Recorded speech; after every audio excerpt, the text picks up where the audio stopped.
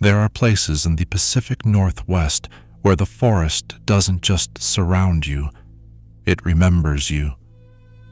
Locals say the fog there has weight, like it carries the echoes of everyone who ever went missing inside. You clicked because you felt it too, that strange pull of the woods at night. Stay till the end, because these stories aren't just about what was lost, they're about what never truly left. On the southern edge of Mount Rainier sits a nearly forgotten route locals call Whisper Trail. The path never appeared on official maps, only in rumor, the kind hikers swap around campfires and immediately regret. Jason and Brooke, weekend adventurers from Portland, wanted something off the grid. The morning they arrived, the forest was soaked in fog so dense it swallowed color. Pine needles stuck to their boots like the ground didn't want to let go. Jason filmed everything for his vlog, laughing, pointing at the endless green, while Brooke just stared at the mist hanging between the trunks. She said it looked alive. They'd planned a 4-hour hike, but after 2 hours, the scenery never changed. Every bend revealed the same downed cedar, the same hollow stump, the same carved initials, JB. When Jason checked his watch, it still read 11:47 a.m. The sun hadn't shifted. The light stayed the same pale silver. Brooke's phone showed no GPS signal, no network bars, but the compass kept spinning slowly, like it couldn't choose a direction. Then the forest exhaled. A low hum rolled through the trees, not wind, not an animal, just vibration. Jason aimed his camera toward the sound and caught a silhouette deep in the fog, tall, still, watching. But when he turned in person, nothing was there.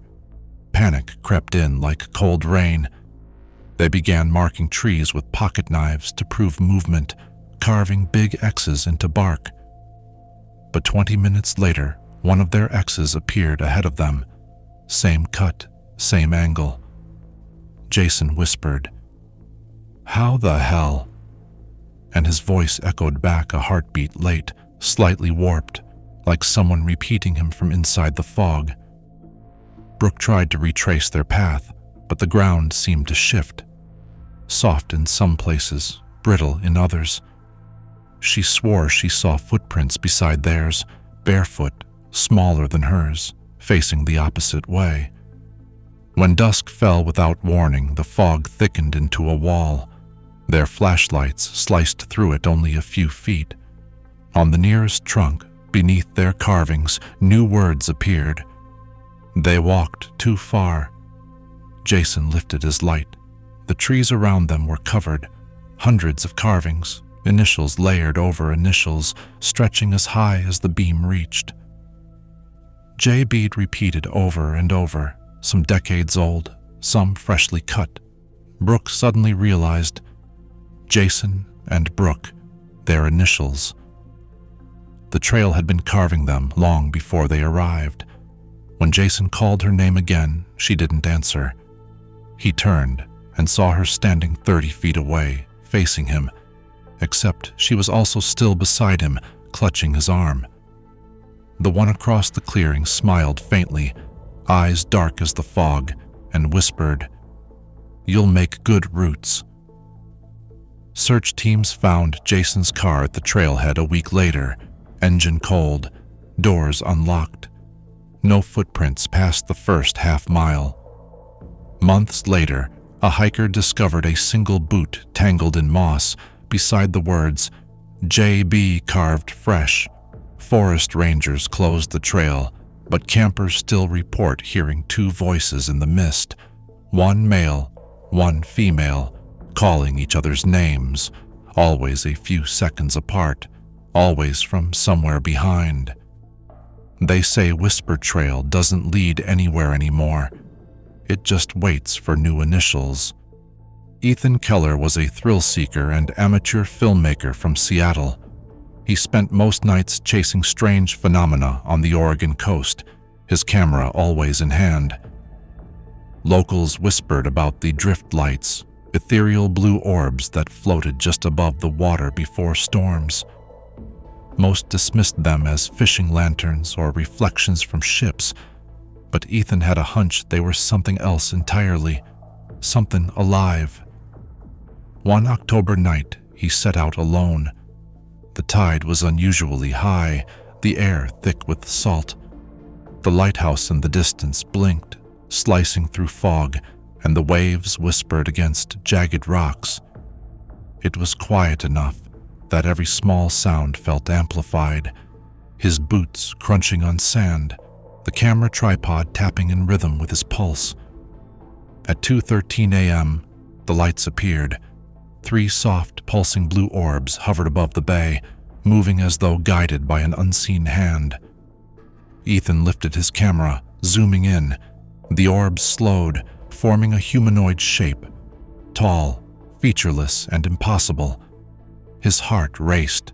He whispered into the microphone, voice shaky, describing the phenomenon. Then the lights stopped moving, and the tide froze. The water at his feet stayed unnaturally still, even as the waves behind him continued to roll.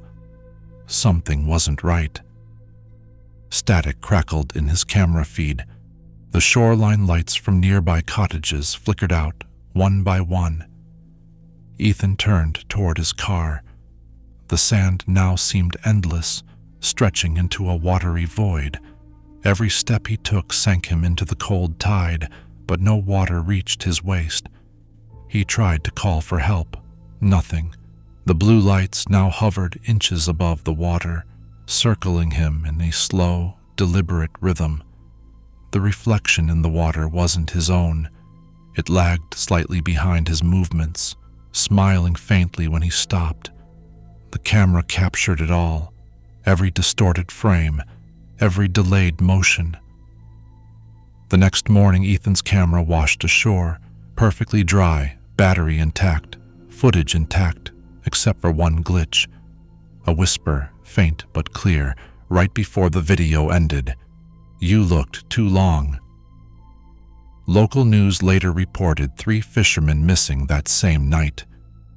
Witnesses said their lights vanished offshore, then reappeared far inland, hovering over sand dunes or driftwood. Videos surfaced showing the same delayed reflections, the victims' own faces smiling just after they moved. No one knew what the lights were. Some claimed spirits of drowned sailors. Others thought they were something older, something the ocean itself used to remember the living. Tillamook Bay became a cautionary tale.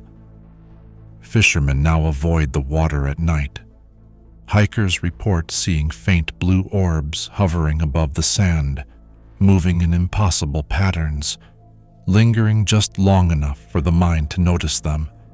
And if you stare too long, sometimes the reflection smiles back at you, even when no one is there.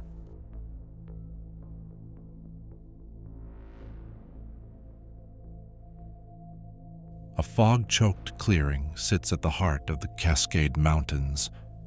Trees grow unnaturally straight, and moss blankets the ground like dark velvet.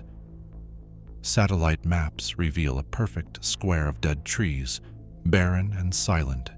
Yet every spring, the forest quietly constructs a cabin, not by hands, not by tools, but as if the earth itself molds wood, stone, and nails.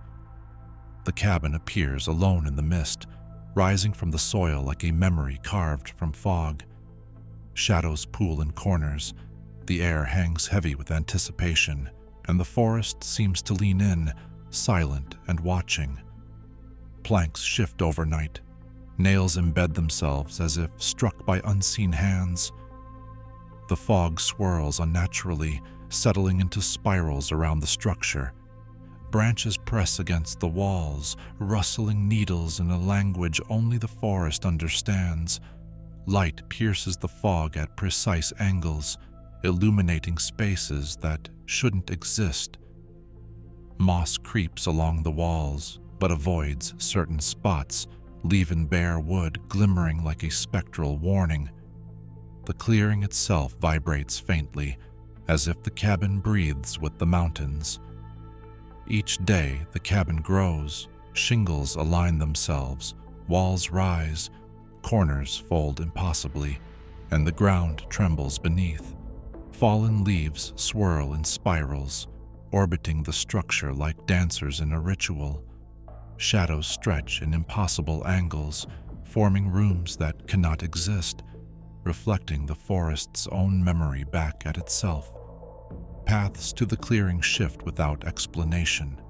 Roots twist into mazes, and fog coils through trunks like smoke from a fire that never was. The forest and the cabin are one, growth and decay, repetition and awareness. The cabin is alive, not conscious in a human sense, but sentient in forest terms. It waits, watches, and reshapes endlessly, independent of humans. By nightfall, the fog retreats, and the cabin stands pristine, impossible, and eternal. No footprints mar the moss. No hand has touched the nails, and yet somewhere deep in the Cascades, the forest whispers of its presence. A heartbeat in the wilderness, a memory of everything that passes by, endlessly alive.